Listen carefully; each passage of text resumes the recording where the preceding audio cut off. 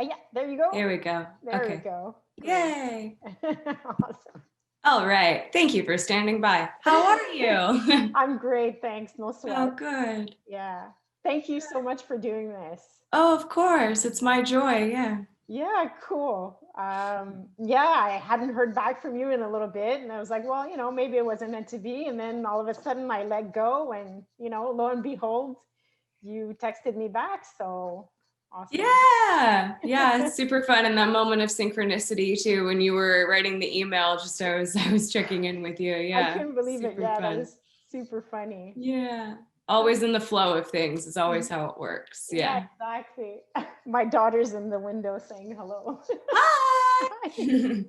She's outside playing. Yeah. Oh, sweet. So yeah. Yeah. So we could just dive in. How does that sound? Sure. Perfect. Sure. It's great. So maybe a little bit about you. So you're a channeled for an entity that we call Bella. Correct. And correct. And she's a representative of the hybrid lineage. And she says she's from the race and they call themselves the YahYel. Mm-hmm. So my first question is, what is your journey with remembering your hybrid nature? Because as I understand it, I guess that's the journey that brought you to channeling Bella and the work that you do. Well, it was a bit of an after effect, I would say. So we'll start at the beginning, I guess, or the beginning of just a brief history of my story. So, growing up, I was always connected to imagination and knew the importance of storytelling and that there was something more. I grew up in the theater, and my imagination was cultivated and rewarded at a really early age. And I didn't have the idea of extraterrestrials or aliens. There was actually like blinders that I now understand were put in place, we might say, by my higher self to have this particular incarnation, so that when it was time for these aspects of themes and story to reveal themselves, they would. But it was never a concept that I had growing up in terms of extraterrestrials or aliens. And then I met a friend of mine whose name is Jen, who she is a clairvoyant and a psychic, and she is the first person that I met that was openly talking about these concepts, and was almost like something that I'd seen off of TV, and I was like, oh my gosh, you're real? Like, you actually see ghosts and talk to spirits? Like, you need to tell me everything you know. And again, looking back on it now, it was very much like an agreement, this person, and she's still a wonderful mirror and friend of mine. And this person was like an agreed upon activational friend, we all have those relationships. And so, yeah, she gave me a reading, like an intuitive clairvoyant reading, where she told me, oh, you have all of these extraterrestrials in your space. Pardon me. And I said, in my space, like, first of all, I don't even know what you're talking about. What is that? And extraterrestrials, like aliens, like that's real? And she's like, yeah, I think so. And a lot of other people think so. And by your space, I mean your auric energetic field. And yeah, you have agreements with these extraterrestrials. And so in that moment, it was then like the blinders went poof. And I had this moment of remembering, like, oh, extraterrestrials are real. And not only are ETs and aliens very real, but it's part of our modern human genome. Like, I had this understanding in that moment. And then I continued to hang out with this girlfriend of mine. And one day we were hanging out at her house, and she was giving me this whole amazing download conversation about her perspectives of the true history of humanity. And then she offered for me to smoke some cannabis with her. And at this point, cannabis always shot me into places that I didn't have any frame of awareness or experience of. And so I didn't smoke it because it would, or ingest it or anything. It would put me in these like really deep journeying states that I had when I was in high school that I had no frame of awareness for. I was like talking to God, and my punk rock friends are like playing video games and stuff. And but at this point in the journey, I felt really safe with her. And I also had done a little bit of experimentation and practice with traditional Vipassana meditation. Mm-hmm. So I felt like I was kind of like resourced to be able to handle the experience, whatever it brought up. So I took one really good hit of cannabis and was immediately put into this altered space where I felt all of this fear come up. Mm-hmm. And I felt really safe with her. And I said, Jen, I'm experiencing all of this fear. Like, I'm really, really scared right now. And she said, okay, like, do you want me to lead you through a meditation? What's called a parts work exercise. And I was like, yeah, that's great. Like, whatever is going to help. Like, this is really uncomfortable. So she led me through a meditation where she told me to manifest the fear as an entity, a person, a thing, like give it form, allow it to show itself to me. And to put myself in a theater, which is really comfortable for me to do, and put the fear, whatever it manifests as, on the stage. And then you go as far away from the stage as you need to be. And then we're going to work on getting closer to it. And so it instantly showed itself as a dragon. And I went all the way back, like in the tippy top balcony, and was looking down on it. And she was guiding me through, in your own time, get closer to the dragon, get closer to the dragon. And in this moment, I had the realization of the power of fear and the true integrative energy behind what we call the sensation of fear. And I remembered in this moment too, I'm going into kind of, haven't really gone, it's relevant for us to start talking about these. Perfect. I haven't gone to like the end of the full kind of explanation of the story. So this will be kind of new for people that haven't maybe heard this part. Because it's relevant for kind of where we are in our collective. Yeah. So I had a moment when I was allowing myself to get closer and closer to the stage. I remembered something that I'd forgotten completely. When I was like 12, 13, 14, like late middle school, early high school, I would write the word fear in cursive on the margins of my note papers, almost like when you're like doodling and you're like writing the last name of your name of like the boy that you have a crush on or whatever. I would do that with the word fear.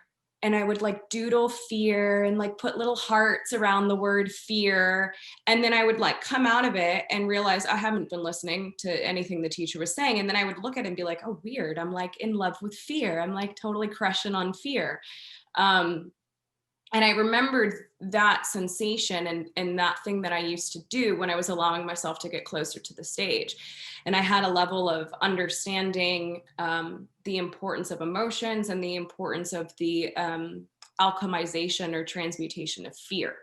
Mm-hmm. And that allowed me to be like, oh, this is fun. This is an exploration. Like, okay. And eventually I got closer to the stage. And I was right up on the stage and was looking into the eye of the dragon. And all of the scales then turned into mirrors. And I was looking at myself, looking back at me. And I realized I had this profound awareness that I never really had up to this point of like, oh, everything is me. Oh, right. It's all coming from me. And that sensation then shifted the experience. And then I was up in the catwalks where like you hang the lighting system. Mm-hmm. And I was up in that area in this really beautiful kind of sweet pod-like cocoon, this almost opal, pearly kind of cocoon energy. And at this point, I realized that I was talking. I realized my physical body was talking. and I was receiving a message. And this is a sensation that was very familiar to me because it happens sometimes when you're acting, especially when maybe you've done a show for the 50th time. And it's not like the optimum state to be in, but sometimes you go on autopilot, or sometimes we're driving, right? We're like, oh, I don't even know how I got right. We have this ability to kind of be in two frames of consciousness at the same time. So it was a very comfortable sensation for me. It felt very much like being in acting, in those moments where you're kind of getting deeper into the zone. And I was aware that I was talking, and there was then the invitation, and it felt like a civilization, a full energy. It wasn't one particular being in this first introduction. And the energy told me we're what you would understand to be extraterrestrials. And this is how we make contact with civilizations. We do it through this telepathic way. And what you're doing right now, talking and being able to, serve as a telephone for perspective, is how we do this. And you have an agreement, and it's time if you'd like to begin. And I had never heard of vocal channeling at this point. Like, I was not into, like I said, this particular friend of mine was like the first kind of alternative, truth seeker, new age kind of individual. I was not of this world. So I didn't even know that vocal channeling was a thing. And they told me, you have an agreement if you'd like to begin. And then also they said, we'll be really honest with you. This is going to be a bit of a challenging experience for you. You will go through ups and downs. There's going to be emotions, but just as you went through this experience to get to us, you're always going to be able to transform it. And they said there at times you may also feel a little alienated. Pun intended. Like, they were already showing the humor of their lineage, of their society. And then they said it'll be challenging, but we can guarantee for you. We guarantee that at the end of this experience, or once you reach a point of understanding, you will know that unconditional love is very, very real. You will know that how you thought the universe functioned as a kid in terms of imagination being the key to everything, and that magic is very, very real. Like, you will know that this is how it works. And, when something's phrased to you like that, you're going to be like, okay, cool. Like, sign me up. This is fun. I feel great. I'm excited. And then the energy kind of drifted away, and I got to have a little bit more of an experience of what it kind of felt like to be in the vocal channeling state.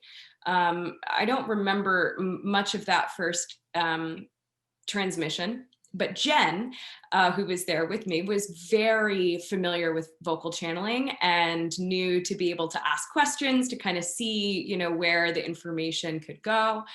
And then it had reached a point where, the information was done, and they always know what the body is able to handle, essentially, or what the mind is able to handle. So that transmission was done, and I came back, and Jen was so sweet and excited. She was like, okay, so that's called the vocal channeling.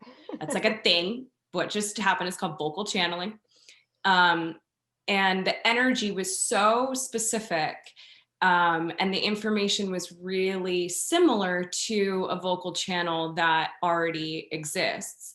And she advised me to go check out Bashar, channeled by Daryl Enka. So I always state too, whenever I do these type of things or in any videos, I am not in any way officially affiliated with Bashar Communications.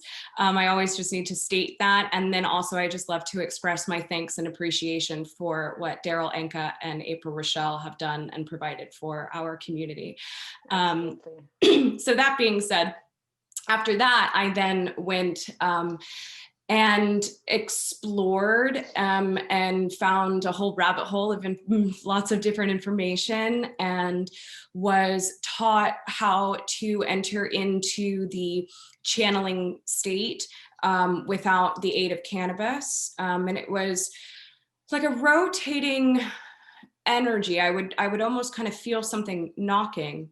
And it was always at a time where I felt safe, where I was living at my parents' house at this point, where maybe no one was home, and I was, you know, excited to just like sit down in a chair and see what happens. And then the bedrock of their message is following our joy without any insistence, and then always being in that state of integration, right, regardless of what occurs. So I was really living my life that way. And when we really do that, then synchronicity unfolds. And it was this was 10 years ago. So it's been a 10-year journey, more so 8-year journey of knowing who Bella is specifically.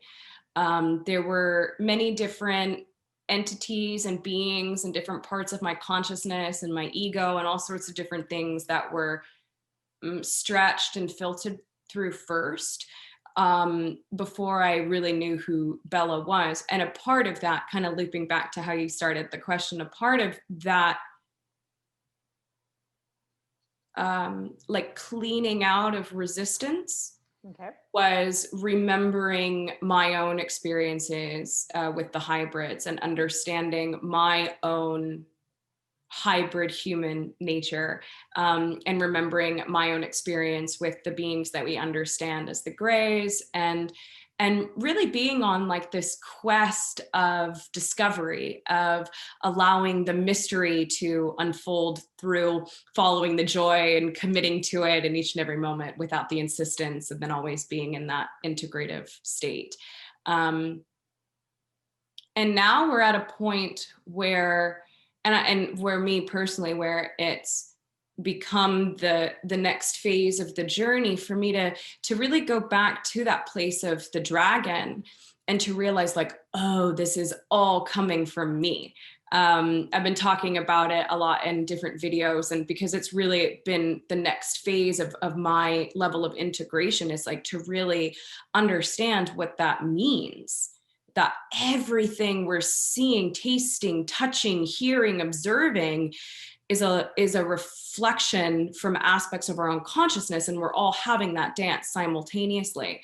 And when we really start to know that, that's when everything shifts. That's when all of the information that we've received from these beings like really starts to fall into place.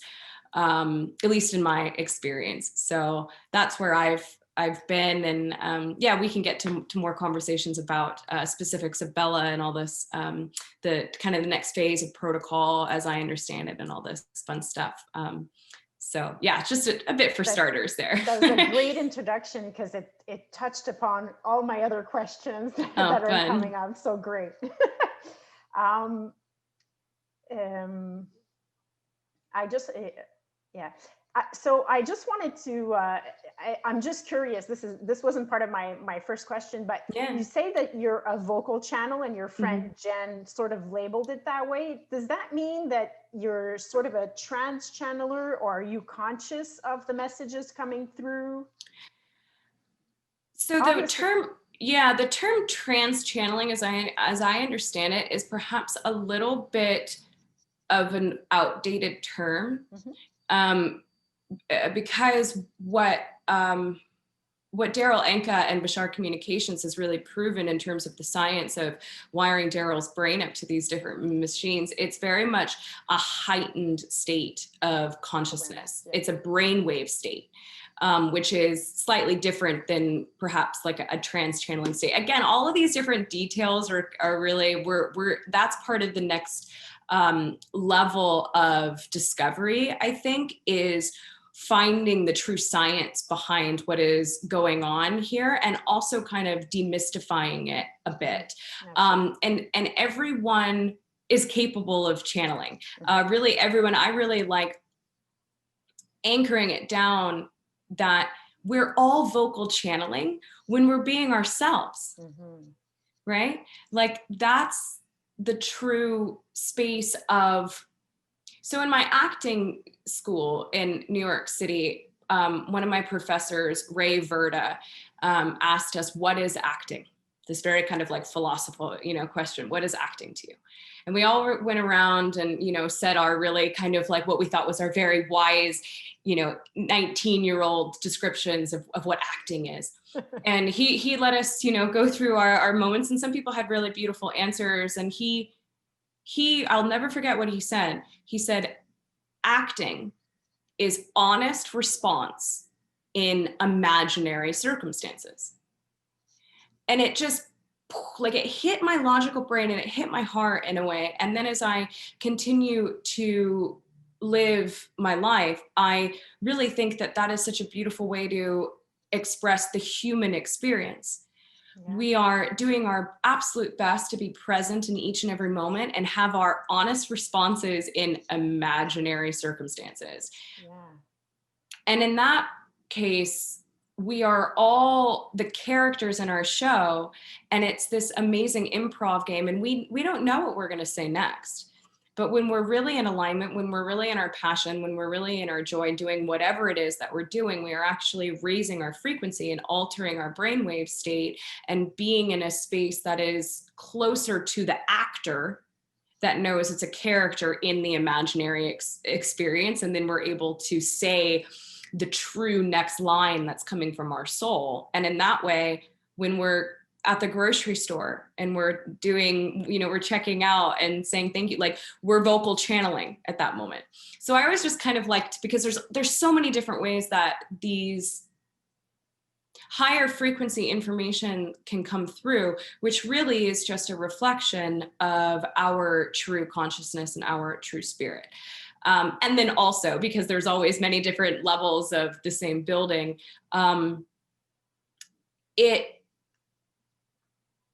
it changes in terms of how conscious I am depending on the moment. So if it's something that I'm really curious about, or my guides are like, hey, this applies to you too, like, you might want to pay attention. It might be something that is just one image, where I get this instant image. I'm very, very aware when the translation comes through, and then Bella goes off on her monologue and I'm not really conscious of it. And I think,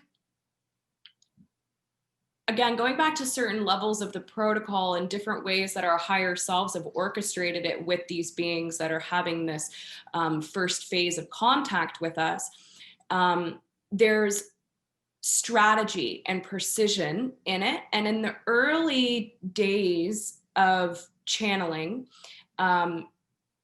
people like Jane Roberts, or they were fully unconscious. To my understanding, a lot of these really early channelers, they didn't remember it. It's because I think there wasn't a consensus laid down at that point. There wasn't a foundation of frequency for the psyche to kind of rest into. It was very weird and very alien in those early days. And it is part of the systematic care that our higher selves take with the psyche, is that, okay, it's going to be easier if this person just fully is unconscious and they get it at a cellular level. And I think as the generations go along and there's a new paradigm and a new community around this, and it's, people like Abraham Hicks, it's become more acceptable in different ways.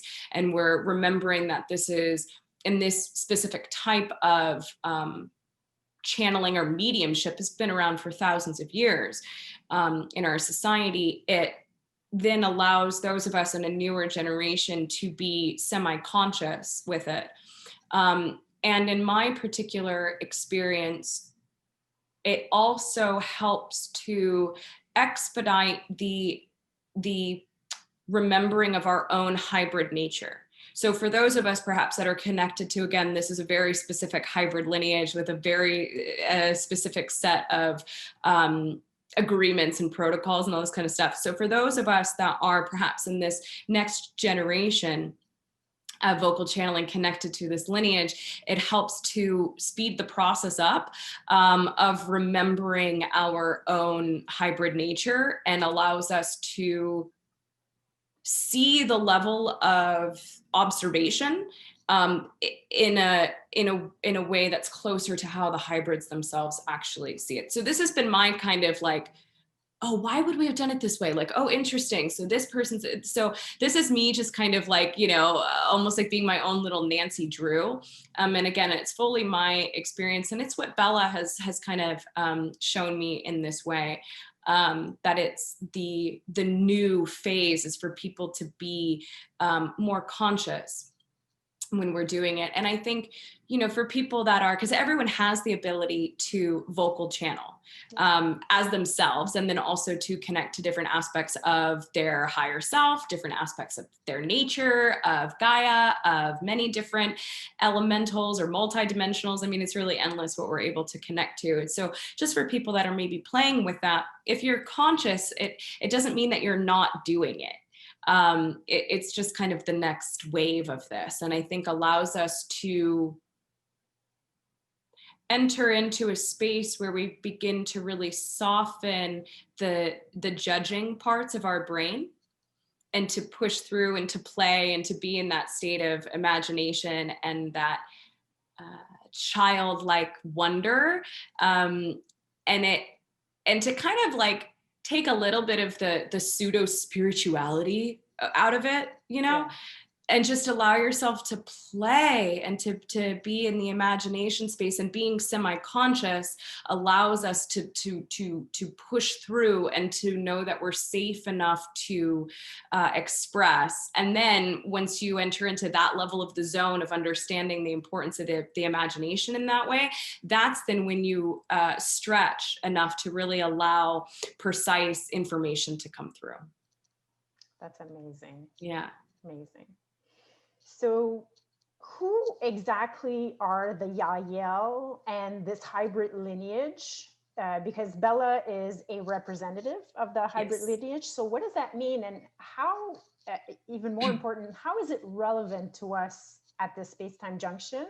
So what's their foundational message for us? Well, their foundational message, what I was speaking to before, is what has been called the formula.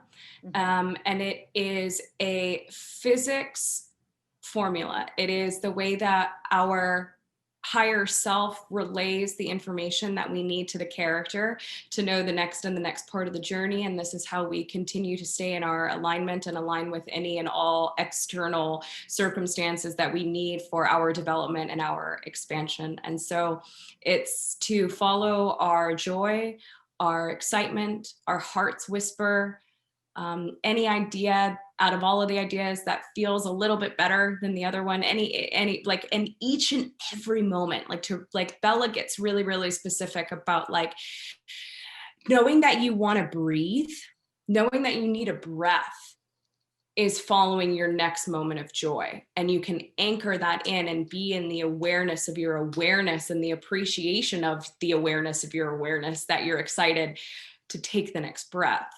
And to take the action to be physical beings in a physical reality, taking physical action to the best of our ability in each and every moment.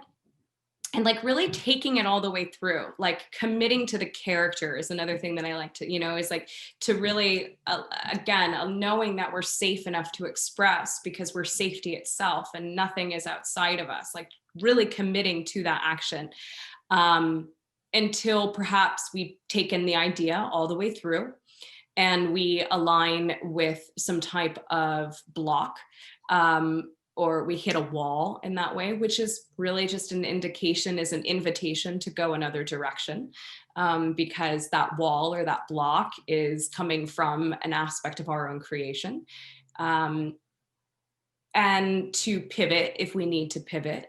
And then to always be in a state of curiosity, a state of wonder in regards to what we think may happen as a result of taking any specific action.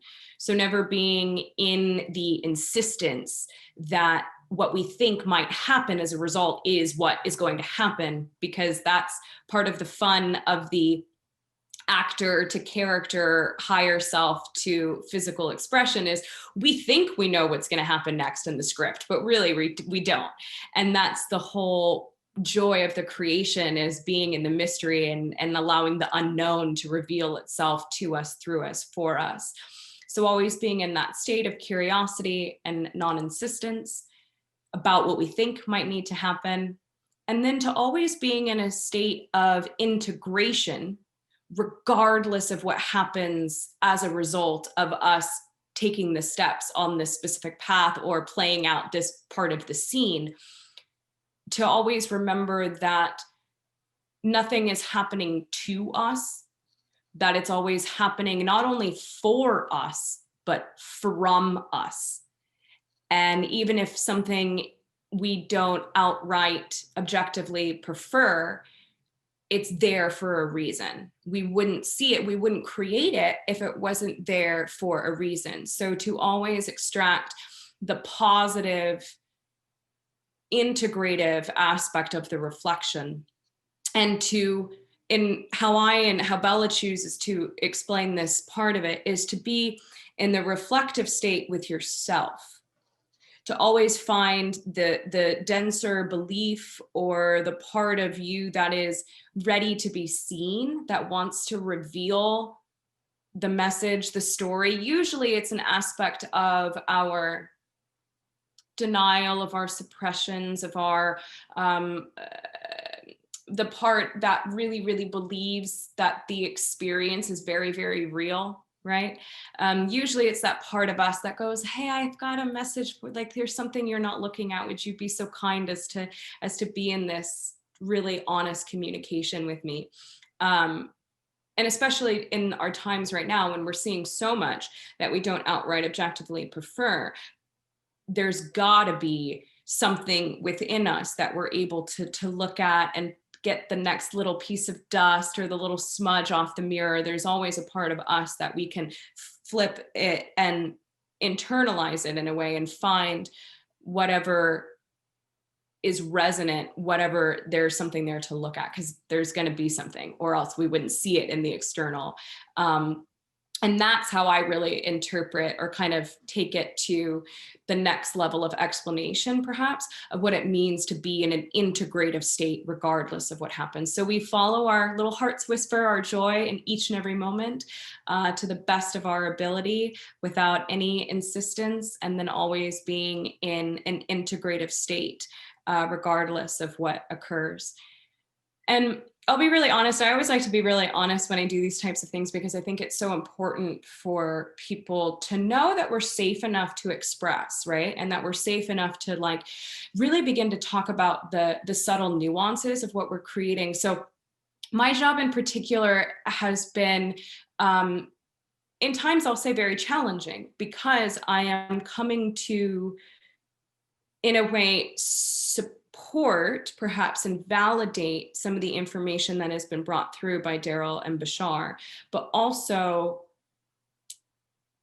being my own autonomous channel, and it being two very like different, like I'm not affiliated with the business, right? That is Bashar Communications, but I very much feel in my heart that I am affiliated with the particular lineage. And for many different reasons, it needs to be kind of constructed in this way right now. But I often say that, and I say this for people that are listening, that are perhaps know as well that they're connected to this lineage, and more people are starting to channel or to share as themselves, right? With their channel as themselves, and utilizing these specific words when we talk about the foundational message of the hybrid lineage. And in my experience, it very much is like, so I'm also trained as a yoga teacher. Mm-hmm. And sun salutations are sun salutations.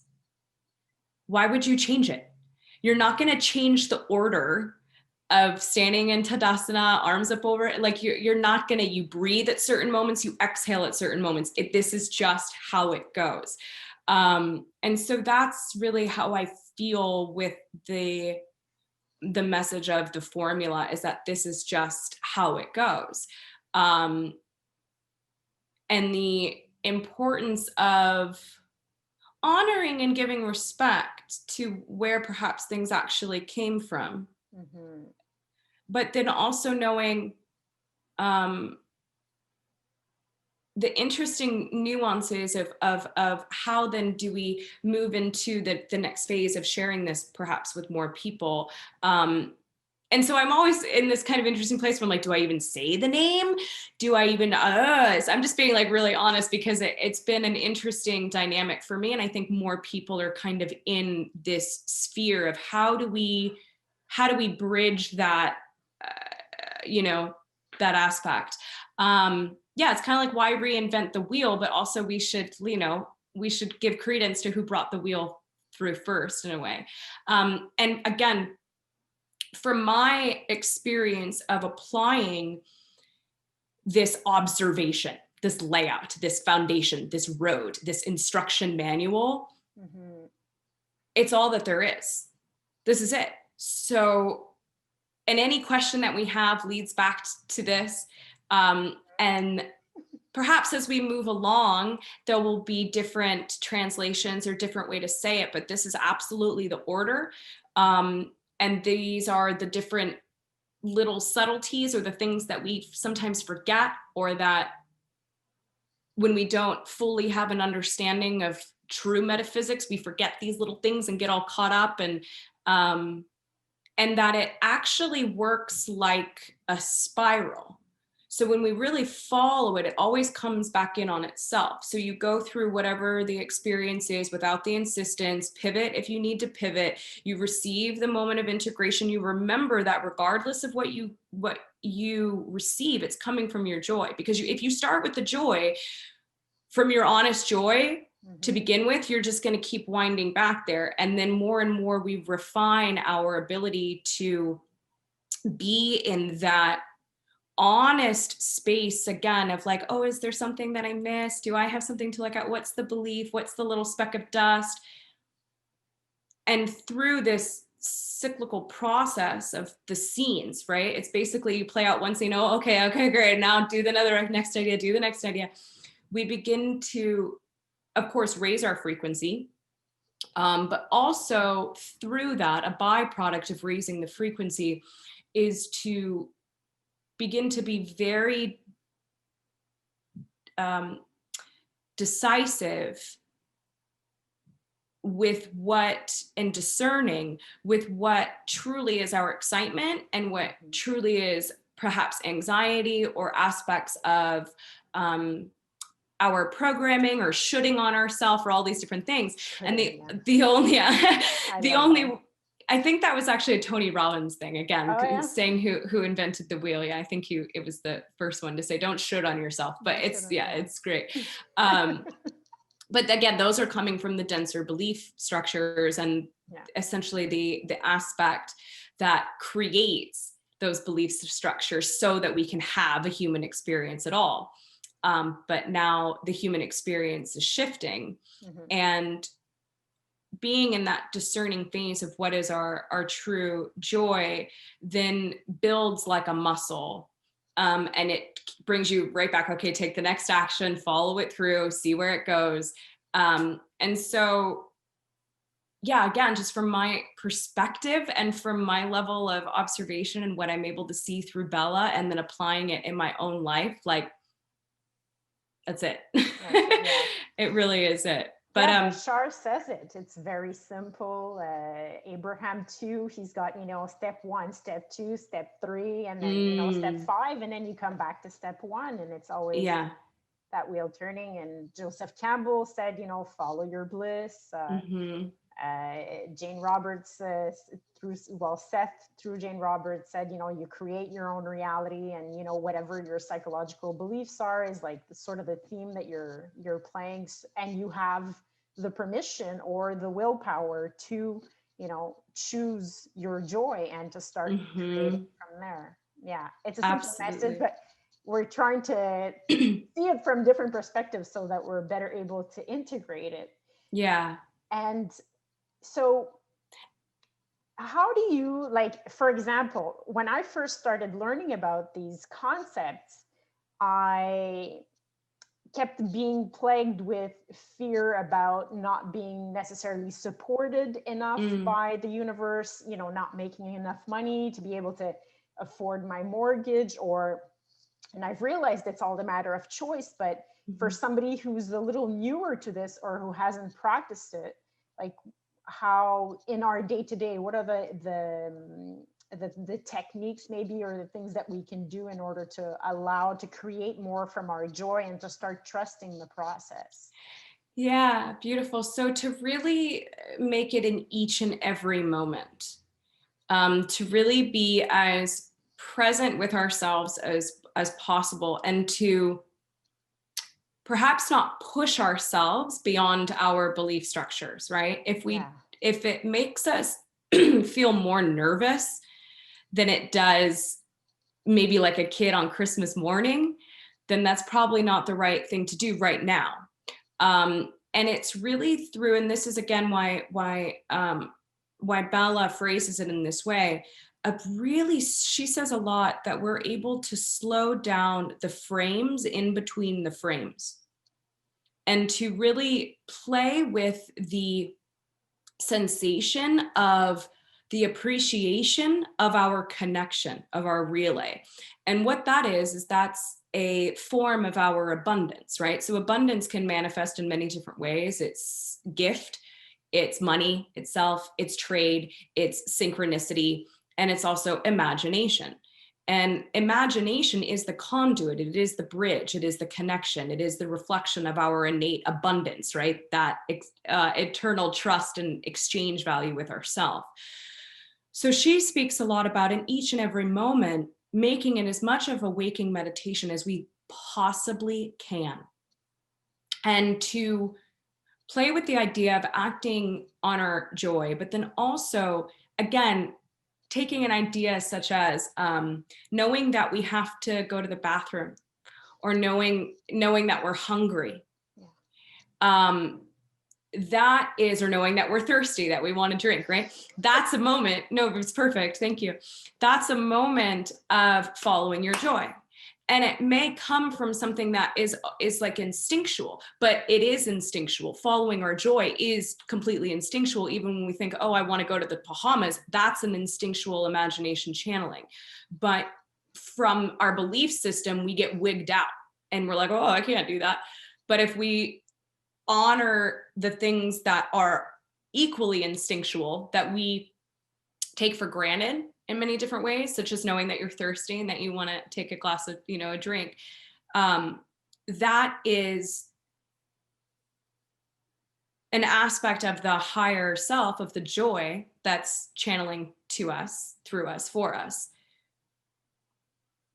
And I get it. I laugh because it's so instinctual. Like, we don't even think about it. We're like, well, you just take a step. You don't know how you do it. You just take that step, and then you go through and you get the reflection. So she speaks a lot about slowing ourselves down just a little bit, just catching yourself to go, oh, I'm thirsty. Oh, I just channeled that. Like, whoa, I'm amazing. I'm divine. I'm so connected to my higher self. I'm so abundant. Like, I just got that understanding, that knowing. That's my next moment of excitement. And to anchor in just the relay of it, and to be in that place of the appreciation of our awareness, and then to anchor in the ability that we have to do that. Oh, I'm so excited. I just received that idea. And now, whoa, I have the ability to do it. It's right there in front of me. Like, that's amazing. And then committing to it the best of our ability. How do we pick up that glass? How do we walk to the cupboard? Do we dance to the cupboard? Do we sing to the cupboard to pick up the glass to get our water?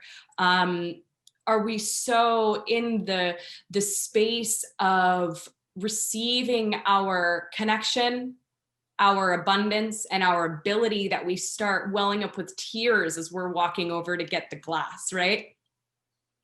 And that's taking it all the way through. And then that's really being able to be in the realization of our instinctual nature, that the more that we do that in each and every moment, and like hone in and ground in the channel and the imagination and the relay that's always being sent to us, and not taking for granted those little moments, it literally builds like a muscle.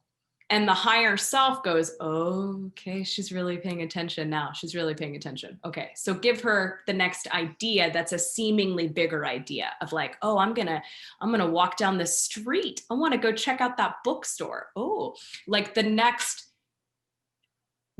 scene or the next action from the actor to the character becomes clearer and clearer. It can come at how we would perceive it is like a slightly slowed down frequency, instead of us kind of being like spinning tops, which a lot of us are, like, I want to do this, or I want to do this, squirrel, like we don't even know. But the more that we like really ground in and do this moment to moment to moment process, then it becomes very specific.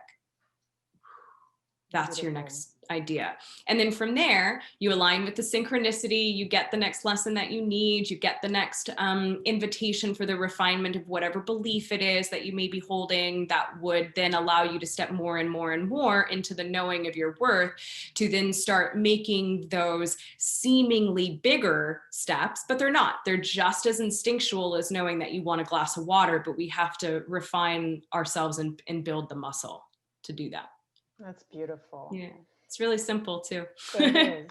I was having a discussion with my boyfriend the other day, and we've been together for a while, so sometimes it gets a little automatic. I love to feel more my way into the conversation. He's a little bit more scientific, and so when we start talking about these concepts, they sort of build up, and then I get kind of, I don't know, I could get annoyed a little bit sometimes. And I caught myself actually just yesterday, I think, or the day before, because all of a sudden time for me is a lot more flexible than it used to be. But anyway, so we were having this discussion, and I caught myself sort of being a little bit beside myself, kind of wanting to go into like what was familiar and what already had momentum. And then I stopped myself, and I felt my body kind of like, it's as if I was coming to a screeching halt, and I was like, no. And then all of a sudden, really quickly, I sort of got an intuition of the perspective that he was bringing. And so I thought it was awesome, because it could have escalated into not necessarily an argument, but just like a discussion, or one of us maybe stopping to talk or compromising a little bit the discussion. But I sort of like caught myself, and like my physical body sort of like reacted to like the momentum that would usually be there. And so I stopped it, and then the conversation took a completely different tangent, and it was really beautiful to see where we went that was different from all the other conversations that we had. Oh yeah, that's beautiful. Amazing. Yeah. Amazing. And that's the refining process completely, and that's the being in communication with ourselves in each and every moment, that then we pick up on our own translations of like, ooh, like watch out, or ooh, go this way, or ooh, like listen differently. Yeah, it's a never-ending refining process, and yeah, it's really beautiful to see how everyone is finding their own translations of it for themselves, because it's different for everyone, because we're all our own universes, Yeah. But yeah, it's and I think especially through these times right now, everything is coming up, right? It's just more and more boil, like bring up everything. And it's so exciting. It's so exciting. And to choose to take note of those moments where we realize, oh, I almost went into a pattern. And I know that this is a choice I've worked with. I know that it's not a habit. I know it's not a tendency. I know that it's a choice. Oh, how fun. I just remembered it again. And then the body speaks in all these different ways. We're just becoming so aware of all of the different ways that we are in constant communications with ourselves and our universes, and then the other universes that we're experiencing around us. And exactly for you, you kind of found that space in between the space, right? Yeah. Where we can kind of go, oh wait, oh wait a minute. All right, okay, I have a I don't choice. have to. Yeah, I have the Yeah. choice. I don't have to react. So Yeah. how do we do it for, let's say, stuff that has more momentum, like let's say Trump or the bigger issues, energy and all that kind of stuff? Like how would we It's go the about same, that? it's the same thing. It starts with the same thing. That's kind of what I was saying before, is we think that it's bigger, but it's not. It's not actually. It really kind of has the same momentum. And how I would explain it is that it's really being so connected with those little things of knowing that we want a glass of water. It builds the self-empowerment. It builds the connection completely with our higher self. And also doing the physical actions that we can in regards to the things that have seemingly bigger momentum, in ways that genuinely excites us. And then this is the other moment of refinement, where you get to find that space in between and go, okay, is this my anxiety? Is this my true excitement? Is this coming from fear? Am I shooting on myself? Is this really something that I feel I'm excited to do? Because it's about, and again, how I really translate this is doing the things that we can physically do in our reality that provide solution-based ideas, whether it's building within our communities, just in knowing your clarity of your own preference of operating in the world that you know that you already want to exist in, and to be that frequency regardless of what it is that we're still seeing in the external world. And it really is just this moment to moment to moment discussion with yourself of allowing the next idea to come through and allowing yourself to go, okay, that was an interesting idea. Does that feel really authentic? Does that give me a type of integrative energy that has, and also finding our own translations of what those true moments of excitement really feels like. For me, more and more that I do more and act more in the world, the ideas of true excitement feel many different things, but they feel sustainable. There's a level of it where you're like, okay, I could run with this for a few miles. Okay. And then it becomes this really interesting dynamic as well, as because then we can get really good at conning ourselves again or tricking ourselves again when ideas of whatever type of physical action it may be makes us feel a little nervous, makes us feel a little uncomfortable. Then we can trick ourselves sometimes to be like, oh, well, that must be coming from the should on my place. That's coming from anxiety. It isn't always, because sometimes pushing ourselves to do a little bit more or to know the greatness of our being at first isn't always going to feel really cozy and really comfortable.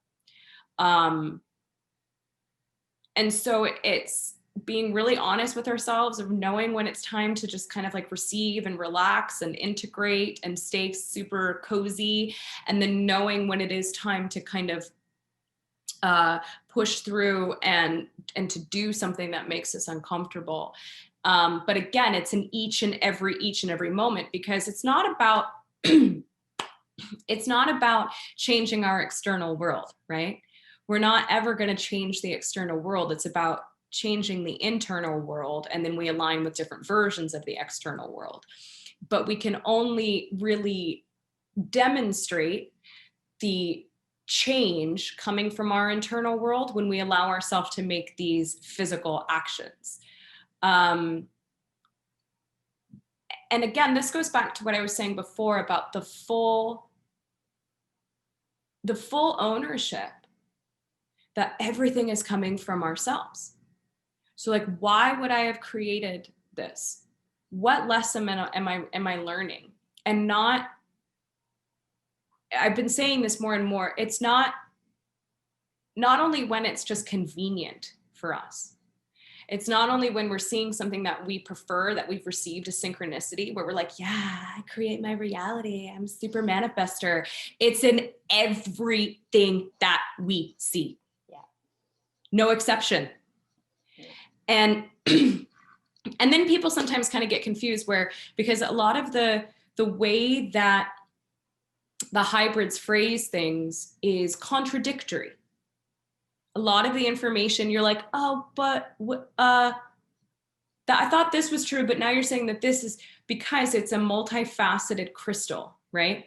So if you're looking at this facet, this is true because all truths are true. But if you look over at this facet, this is true. So I always like to remind myself of that, that at different times, from different focuses, in different circumstances and different experience, different things are more relevant, are more needed to be true for the lesson. It's also like different levels of the building. You know, from different bird's eye view perspectives, this is true. From different, different in the experience of the experience, more things need to be true.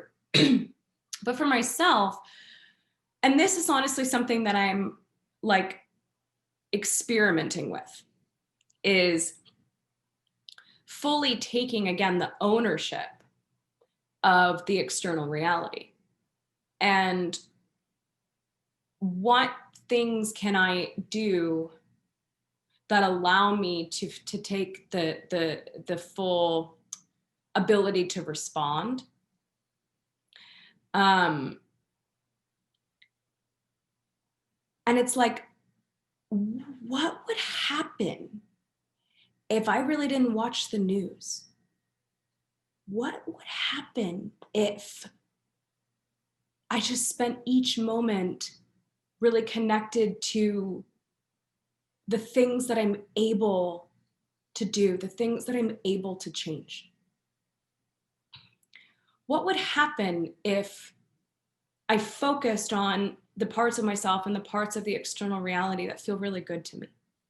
Because I know where I was going to with this, is that sometimes we get confused of like, what's true? This is true. You say this, but they say this, they look at this. So way that I've been explaining this, and Bella's been explaining this to people as well, that yes, we can see external realities that we outright don't prefer. And it's, as they say, it's technically in a different reality, but it's still coming from a part of our consciousness. And the way that I kind of interpret that in the mirroring effect of the internal conversation is we can see parts of our belief systems that we don't outright objectively prefer. Mm-hmm. We can see it, but it is in that way, it's in a different reality. It's literally a different version of yourself. And it's about taking the steps and the process that we can do to find the internal integration of it. There's always, even though there's a belief system, a judgment belief, right? I don't prefer that. I don't prefer to have that experience with myself. I don't prefer to see that dark aspect of my soul. I don't prefer that. Okay, it's mine, and also it's separate then. It's a different part of me. It's literally a different version of me. But I wouldn't be able to see that version of me if there wasn't something there. Mm-hmm. And then we can be in that communication with ourselves, and again, find that little speck of dust. And then we can utilize these different external experiences that we don't outright protectively for, whatever it may be, and go, okay, it's all these different things at the same time.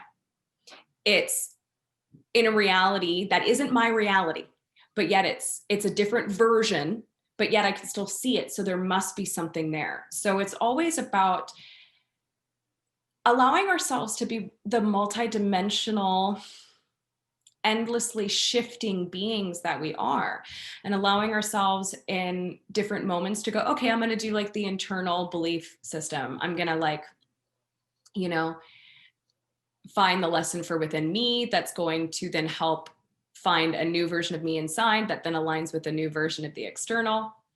And then switching it to be like, okay, what like more physical actions can I take? And again, I think it's really important to the best of our ability, again, really know what it is that you believe, because there's so many different beliefs out there right now in terms of what's true for this person may not be true for this person. And that's necessary. It's needed right now. And it's not about convincing anyone else that that's true for you.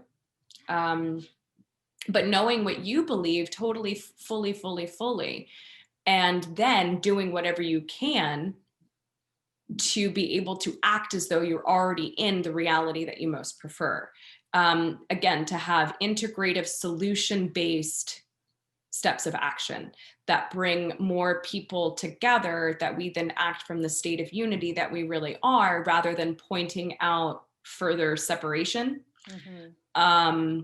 Because that's just the experience of it. So again, and Bella does this as well, where we talk in circles. And sometimes I'm like, oh, I'm like totally rambling. And then other times I'm like, no, I'm allowing it to like be confusing, because it's confusing. Where we are is confusing. And we've created that systematically so we can be true masters of the moment, because that's all that there is. And I think a level of this initiation that we're in right now is allowing ourselves to be really honest with the facts that we don't know. We don't really know like how this is going to all unfold, what needs to happen, how it needs to happen, and allowing ourselves to surrender into the innate structure that we don't really necessarily have language or understanding for right now. You know, I think anyone that says like, oh, I have it all figured out from my human perspective. No. There are too many counterparts. Yeah. And that's the fun right now of being like, I don't know. We don't know. It's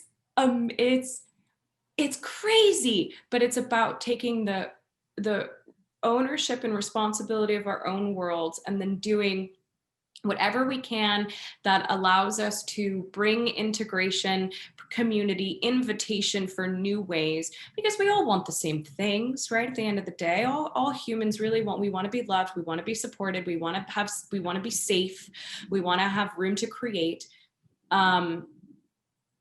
And what would happen? How would we act if we weren't so externally focused on watching the news and trying to figure out the mystery, because this source is saying this and this is saying this, and I need to know, I need to understand what box it goes into.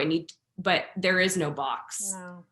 And that's the journey. No that's the journey that we're on. No. Yeah. There is no spoon. Yeah. There is no spoon. And we ground that just in each and every moment, and then we follow the formula, and the next thing happens, and the next thing happens, and the next thing happens. But it's about us being brave enough to know that we are capable, we are safety itself, we are the power itself, we are the unknown itself. We aren't in a mystery, really. The mystery is in us. And that's the level of the next phase of initiation of the journey that we're on, is really kind of sinking into that. Bella's been calling it a psychedelic or psychotropic journey, because that's really what we're on. And there's that level of perhaps when we're taking the plant medicine, or going back to what we were saying earlier, that moment of fear. But it's about utilizing that energy, and then again, seeing the mirror in all of the scales, and allowing ourselves to surrender into the mystery that is in us, that is birthing through us. And then we'll know what we need to know when we need to know it. Yeah. That's amazing. Yeah, just to go back a little bit. So I'm reading The Individual and the Mass Events, the Forming of Mass Events by Jane Roberts, that she channeled Seth through the whole book. And so this is exactly what he says, you know, we create on an individual basis, and and then, you know, the appearance of mass events Mm-hmm. are tailored sort of for everybody, because everybody's seeing it in different from different perspectives. And so we created the virus, right? So we created COVID. So what's your take, the YahYel's or Bella's take, on why maybe we created COVID and how we could move beyond it? So I guess, you know, we created it kind of like what Abraham says, we created it by default rather than created it because we wanted it. Um, so it's there. Mm-hmm. I think it's bringing up a lot of just that, the fact that we were sort of on, we weren't necessarily listening to ourselves, and we were sort of trying to find an ideal or something, like the cliche there, the American dream, that's something that's outside of us and that's not really creating from within or creating from what we really desired or what we really wanted, or our impulses.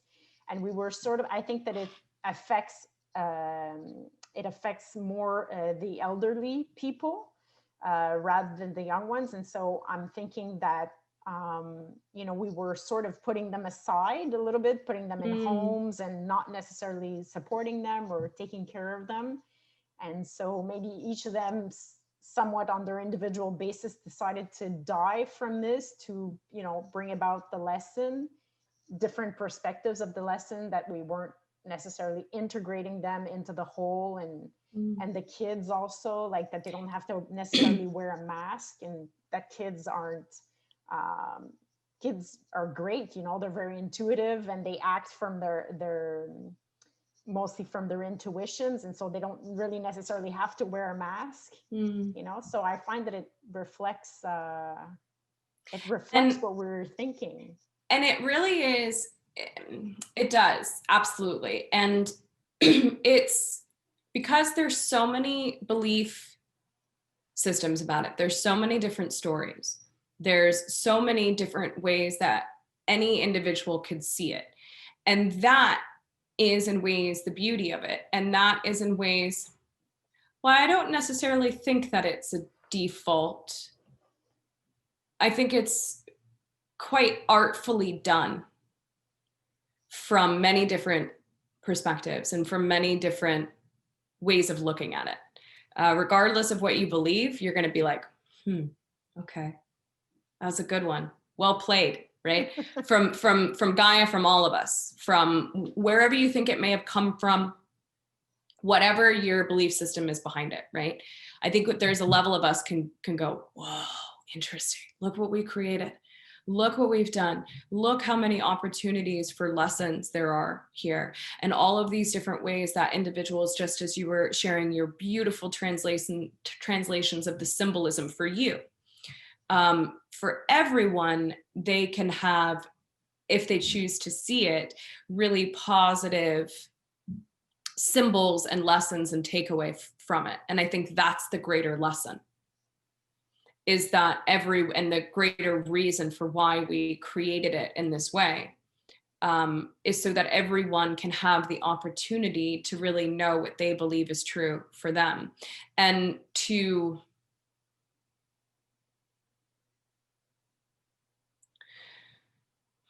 find the part of our source human experience that it doesn't matter if someone classifies themselves as a spiritual person or not. I think so many people right now are finding the positive outcome. Well, at least I'm spending more time with my kids. Mm-hmm. Or, oh, it's, because when things get so contrasted, so dense, it is human nature to find the good in something, right? And we see so many people doing that. And I think that's the offering. That's the lesson that we've created, is to always search for that positive experience from it, and then to again refine our own bodies, right? because we are nature and nature is ourself. We are our shadows. Again, regardless of where people are believing that this may have originated from, there's always a way, depending on which level of the building you're looking through or which fractal of the prism you're looking through. There's always a way where we can utilize that to, again, take it back to that internal process of refining the virus within our shadow that we don't necessarily look at, to see all of the different ways that perhaps I'm not allowing myself to fully speak my truth. How am I still holding myself back? How am I still telling myself that I am in an experience of control? What ways, even through this compression, can I express even more? Again, in ways that are positive and build the opportunity for more bridges. Or then in what ways can I further cleanse, further purify, further fully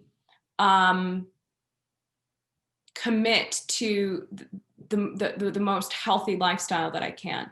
And also for me personally, this is kind of where I've taken it, is being in this very, very deep communication with Gaia. What things do we need to do to implement new systems, to rehabilitate the planet, to help the ecosystems? This is where I'm choosing to take it. And I think, again, this is an opportunity for us to choose what it is that we want to focus on, right? So we can see that many things are simultaneously true. We can see that there's potentially all of these different storylines that have relevancy. Oh, I can see that this is true. And then I can see that this is true. Oh, and I can see how that is also true. I can see how that is also true. And to be, again, brave enough to rest in the knowingness that I've created an opportunity of mystery from the mystery that is myself. And to be brave enough to not think that we have the answer. To be brave enough to go, I may be wrong. To be brave enough to go, whoa, like this is unreal. No one actually knows what is going on. And to be able to necessarily, and then not, again, I'll say again, to not believe that one thing is true. To hold the space for, like, I can see all of the different, I can see how it's all relevant. And then it becomes, like we were saying earlier, the choice. It becomes the choice of focus. How can I alchemize it? How can I extract the positive lesson? How can I continue to be in that relationship with myself? How can I know that there's certain symbolisms, there's certain lessons that I'm extracting that make my heart just sing and give me then ideas for how I can further see and validate and express different aspects of our society? Are there actual physical actions that I'm going to take? I'm going to go and pick up trash because that's something that I can do. And then who may see it ripples through, like it's holding all of these things is true. And even being able to believe simultaneous things. I know for myself, I do. I believe simultaneous things, very contrasting things at the same time. And that, again, is another experience of going, oh, this is in my awareness, but it doesn't have to be the reality that affects me. But I can see how I don't even, right? We believe simultaneous things. And then I just choose the one that I most prefer. Yeah. And what that then does is that gives us the perspective and the real understanding of awareness gives more awareness. We see more of the picture when we have a greater scope of awareness. And then from there, it becomes the choice as to what you focus on, how you act, how you be when you are focused on that particular facet of the prism, that particular reality. And like I was saying before, I think that's the ultimate lesson from all of this, is allowing us to step into these different concepts and these different understandings in a wide variety of different ways, depending on people's belief structures or whatever it may be. And then I'll also say again, I think what this is offering for us is the opportunity to be brave enough to focus on love and integration, and to not continue to get tricked into thinking that we know this one box is true, to not get tricked into an oversaturation and an overabundance of looking at negative stories, because there's a level of like addiction. Yeah. Right. Yeah. That happens when people are perpetuating these negative stories, because it's a level of wanting to keep perpetuating the experience of there being an outside power grander than us, right? And I think when we recognize what it is that we're really doing, sometimes when we are trying to convince people of certain ideas, or wanting to create the change in that external way, I think we can be really honest with ourselves and go, oh, I'm resisting my own power. I'm resisting, like I was saying before, I'm resisting the psychedelic experience. Yeah.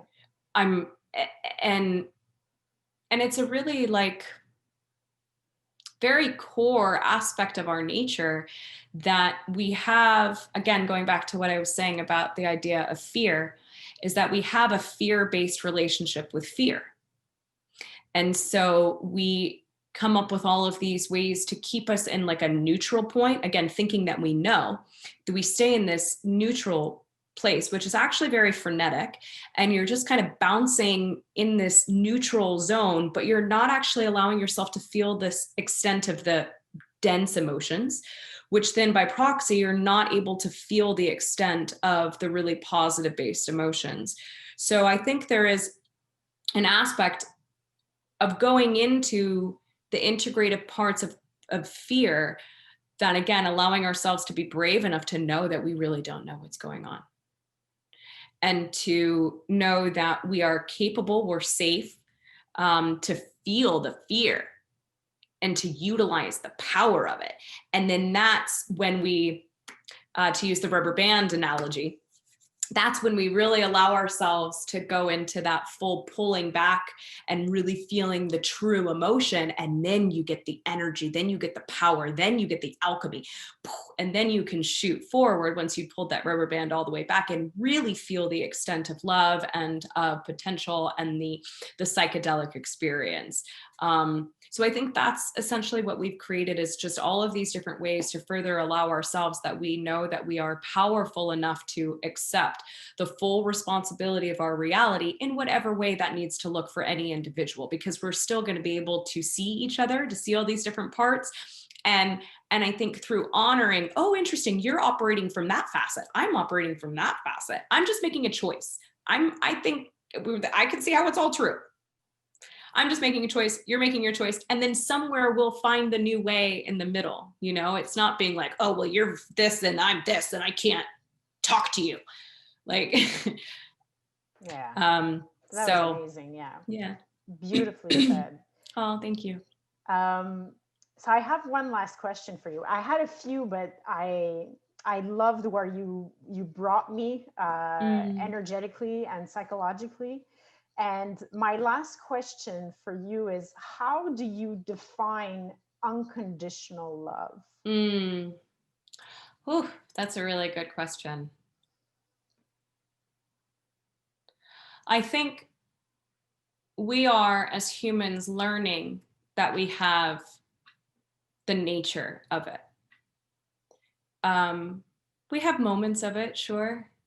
But I think when I tune into the consciousness of Gaia, unconditional love is evolution, is expansion, always for integration. And when I'm able to understand and perhaps bring words and definitions to what unconditional love is, when I tune into the consciousness of Gaia, that from her perspective, all of these things need to occur. It has all of these things that I think from our perspective that we deem as very, very negative. From her perspective, she has a level of, almost like a level of joy, to be really paradoxical about it, a level of joy of all of these things allowing to be moved and processed, that there is a space for these denser energies to move and vibrate. And so unconditional love is the allowance of all vibration to move, and the recognition of its validity in creation. And it is through that deep level of allowance that different vibrations can then really feel that space of potential and possibility of being allowed to exist just as they are, as dark, as seemingly negative as it is. That level of allowance within the vibration of unconditional love then creates a paradox where a lot of these denser vibrations or denser energies that are an aspect of the one, when they're shown that allowance to be, is when they know that they are then actually able to transform. So unconditional love is allowing something to be and to feel seen and validated as a necessary aspect of creation that then actually allows the true transformation that will always serve integration. It's shining the light on it's shining the light on darkness, and then allowing the darkness to know that it can be the light if it chooses to be. Yeah. Beautiful. That's amazing. Thank you so much. What a journey this. It really is. Yeah, it really, really is. And I love where we took this today. And thank you so much, because, and there was one level of the question that you asked earlier in terms of who Bella is and the YahYel and all that. But yeah, I was going towards there, but that's not where the conversation brought us. Yeah, but I think it's really relevant because I can be brief with this explanation because it all kind of ties in. So Bella always chooses to remind us that, again, multiple things are true at the same time. Mm-hmm. That from her perspective, what she's about, or what I'm about to share, which she tells us where she comes from, is very, very, very real. But then also it's a great story. It's a story that further allows us to step into that unconditional loving light of the shadow and transformation for ourselves.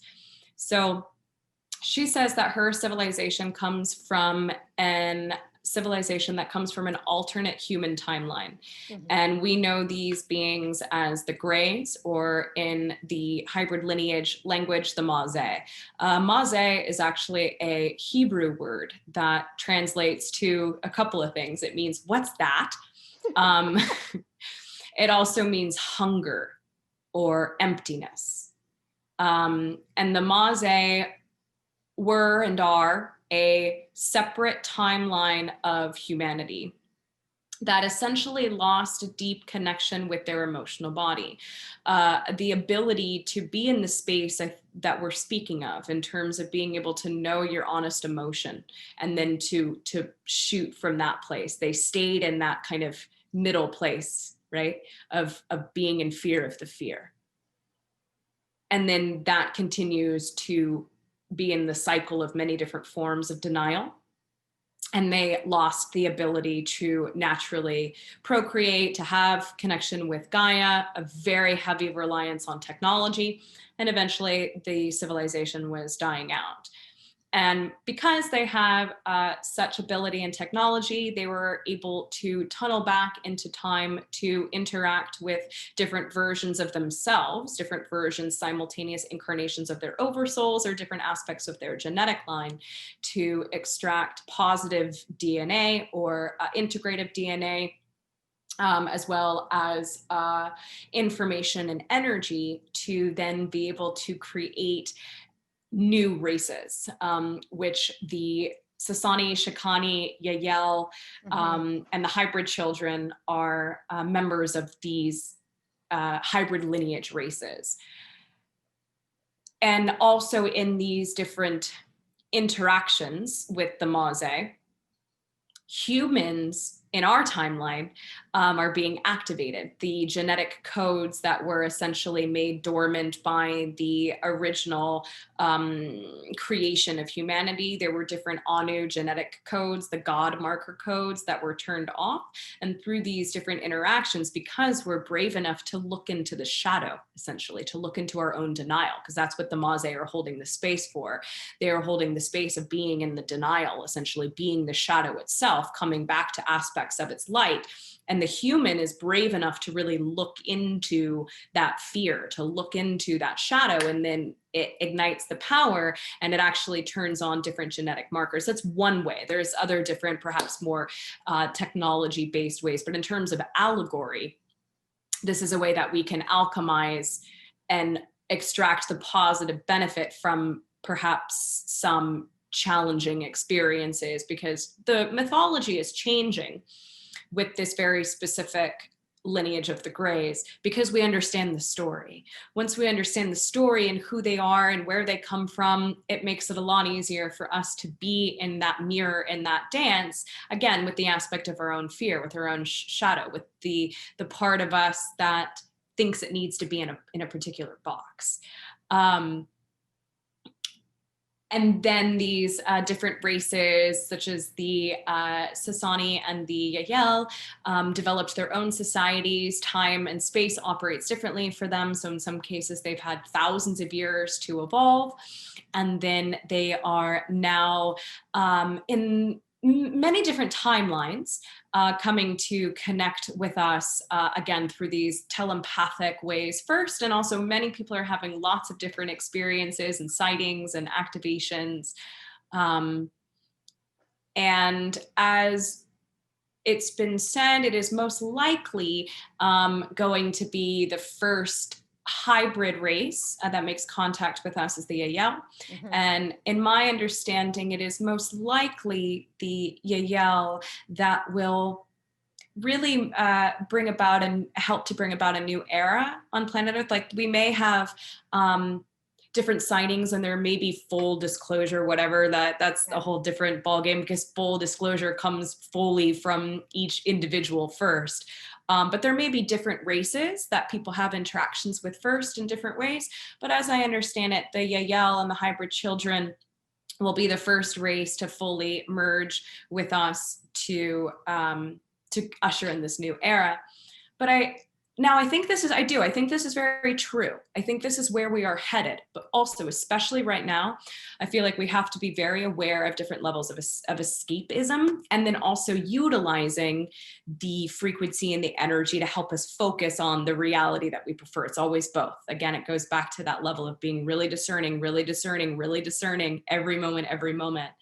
But for me in particular, I really appreciate, again, the allegory of who the Maze are, who the Greys are, and different ways that we can really fill our own cups even more by knowing that we are brave enough to look into these denser places, and that really we have to, like I was saying, pull that rubber band all the way back and find the integrative alchemy in it. And that's really what is going to propel us forward. And we can do that in interactions with ourselves and with all of the different ways that ourselves manifests in the external. And those of us that are remembering experiences with the grays are having very new experiences, really beautiful, profound experiences that can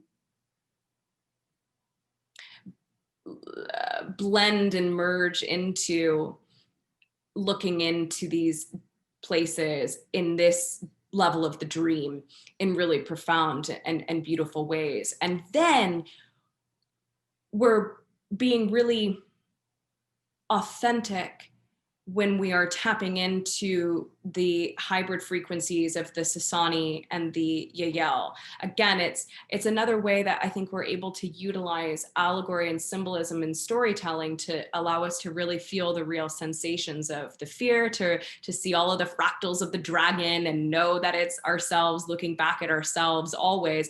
And then that fully propels us into the real unconditional love, the full real vibration, rather than kind of getting stuck and tricking ourselves somewhere in the middle.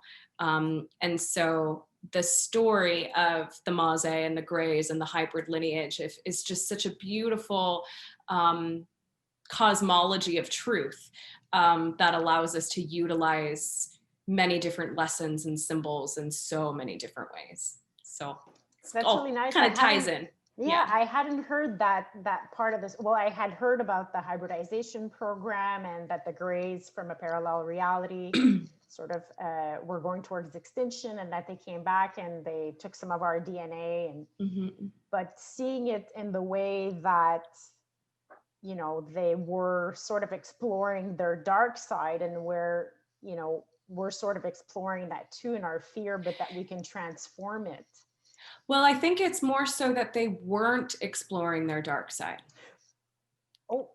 So meaning, right. meaning what happens and what's kind of happening right now is that people are in fear of fear.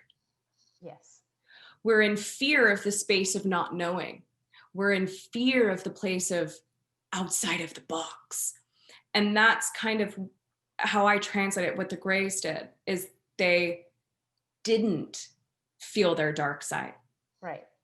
They stayed in that middle place where you're staying in the experience of the box.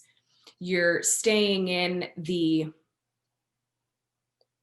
deep unwillingness to look at the reflections in integrative ways. Right.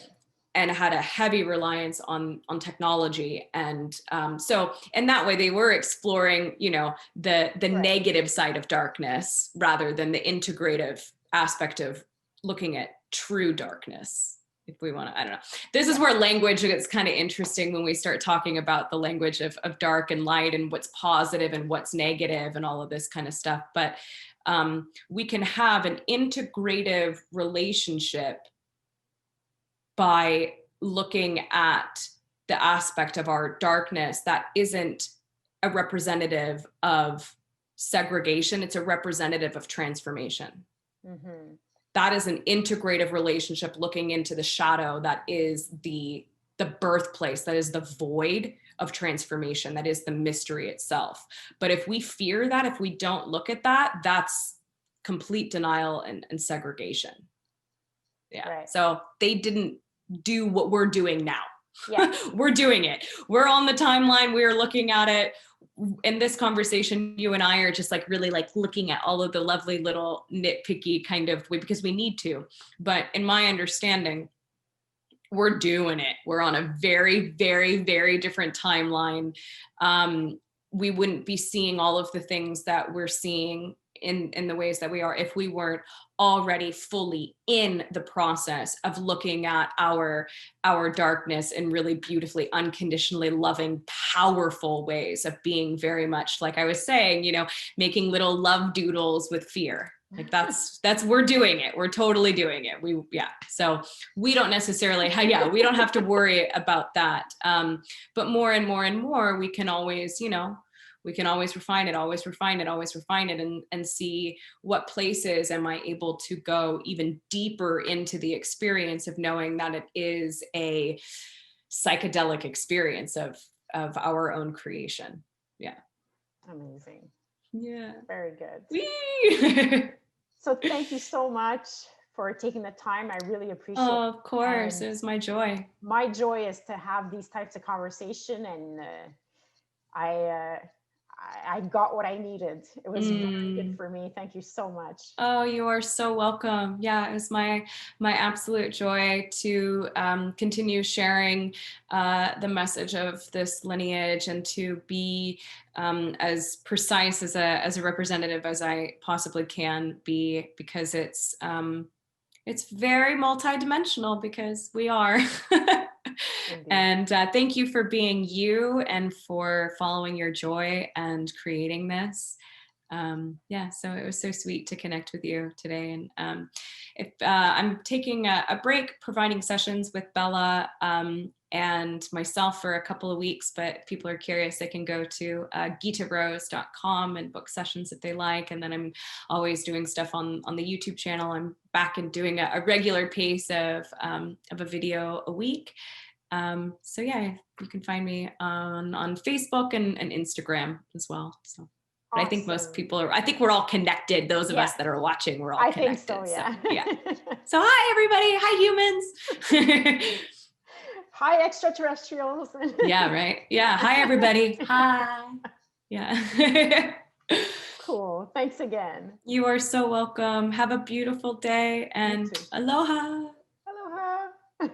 Bye-bye.